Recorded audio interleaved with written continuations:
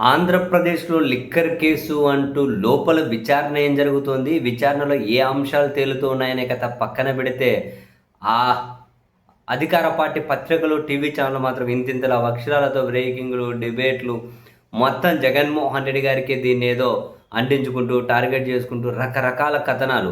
అసలు విచారణ చేస్తున్నది విచారణ సంస్థలో అంటే అధికారులు చేస్తున్నారా? ఈ మీడియాలో పనిచేసే జర్నలిస్టులు ముసుగేసుకున్న వీళ్ళు చేస్తున్నారా తెలియలే. అసలు భూమిని ఆకాశాన్ని ఏకం చేసుకుంటూ అప్పుడు కథనాలు ఇవన్నీ చేసుకుంటూ వచ్చారు. కానీ చివరికి ఏంటి అంటే యాక్చువల్‌గా దీనికి సంబంధించినటువంటి ఆధారాలు కూడా ఏమీ సమర్పించలేదని చెప్పి కోర్టులు డిఫాల్ట్ బెయిల్ ఇచ్చుకుంటూ వచ్చాయి. ఇప్పుడు గోవిందప్ప బాలాజీ, కృష్ణమోహన్ రెడ్డి, ధనుంజయ రెడ్డి ఉన్నారు. అప్పుడు విజయవాడ కోర్ట్ ఏంటి వీళ్ళకు ఏసీబీ కోర్ట్ డిఫాల్ట్ బెయిల్ ఇచ్చింది. వీళ్ళకప్పుడు డిఫాల్ట్ బెయిల్ ఇచ్చింది ఆ కోర్టు. డిఫాల్ట్ బెయిల్ ఇస్తే తర్వాత పోలీసులు హైకోర్టుకి వెళ్ళారు. హైకోర్టుకి వెళ్తే వాళ్ళ డిఫాల్ట్ బెయిల్ రద్దు చేసేసింది. రద్దు చేసి తక్షణం లొంగిపోవాలని ఆదేశాలు ఇచ్చింది హైకోర్టు. సో దీన్ని వాళ్ళు ఛాలెంజ్ చేసుకుంటూ సుప్రీంకోర్టుకి వెళ్ళారు. సుప్రీంకోర్టు ఏం చేసింది, మీరు మళ్ళీ రెగ్యులర్ బెయిల్ కోసం అని చెప్పి ఏసీబీ కోర్టుకి వెళ్ళండి.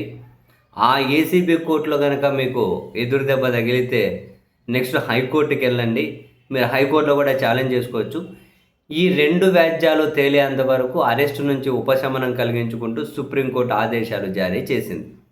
సో అందుకని వీళ్ళు మళ్ళీ విజయవాడ ఏసీబీ కోర్టుకి వెళ్ళారు. ఈసారి ఏసీబీ కోర్టు వాళ్ళకు రెగ్యులర్ బెయిల్ ఇవ్వలేదు. సో నెక్స్ట్ వాళ్ళు ఆంధ్రప్రదేశ్ హైకోర్టుకి వెళ్ళారు. ఆంధ్రప్రదేశ్ హైకోర్టులో వాదోపవాదాలు జరిగాయి. తాజాగా తీర్పు వెలువరించారు. వాళ్ళకి రెగ్యులర్ బెయిల్ మంజూరు చేసుకుంటూ తీర్పు. ఆయన కృష్ణమోహన్ రెడ్డి అనారోగ్యంతో బాధపడుతున్నారు. ఆయన తప్ప మిగిలిన వాళ్ళు ప్రతి నెలలోనూ మొదటి ఆదివారం విచారణ అధికారి ముందు హాజరు కావాలి అని ఒక కండిషన్.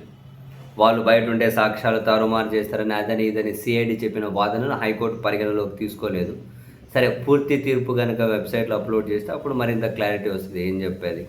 బట్ రెగ్యులర్ బెయిల్ అయితే ఇచ్చారు. నెక్స్ట్ ఇప్పుడు లిక్కర్ కేసుల తర్వాత ఇంకేంటి, ఇప్పటి వరకు వీళ్ళు తేల్చింది ఏంటి అన్న విషయం చూపెట్టండి. అఫీషియల్గా వీళ్ళు తేల్చింది ఏంటి, అదిగో వీళ్ళు చెప్పారు వాళ్ళు చెప్పారు అనేటివి పక్కన పెడితే సాంకేతికంగా లేకుంటే విచారణ జరిపి విచారణ అధికారులు తేల్చిన విషయం అంటూ కూడా ఏమీ లేదు.